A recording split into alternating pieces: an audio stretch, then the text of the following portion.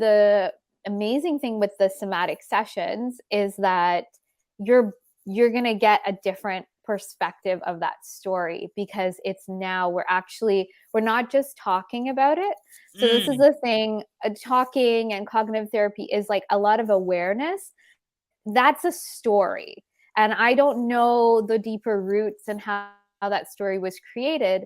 And then when we get into the body and we start actually getting into the deeper past the, like, what's the protection? What's the thing you created when this happened? What's not allowing to be like what emotion is there? Like what was missing? What's that deeper thing being held in?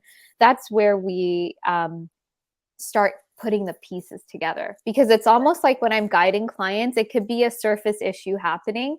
And I'm like, we kind of go like, what's the time you felt that? Like, what's the most, we kind of keep going into like, you can start seeing the pattern in your life, the times you've felt that way. And there's always like, we try to get closest to the seed, the root of the first time, because that first time you felt that way, you're probably really young. And because you weren't modeled how to move through this and how to deal with it, when you're like a 4-year-old, you decide I'm going to do X, Y, and Z. Does that serve a 44-year-old? Probably not.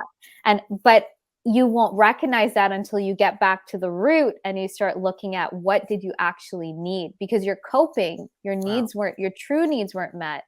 And so when we meet those true needs, it's a different outlook on life. Like, how have I been living life in the survival way? Because it's a survival response when you're that young.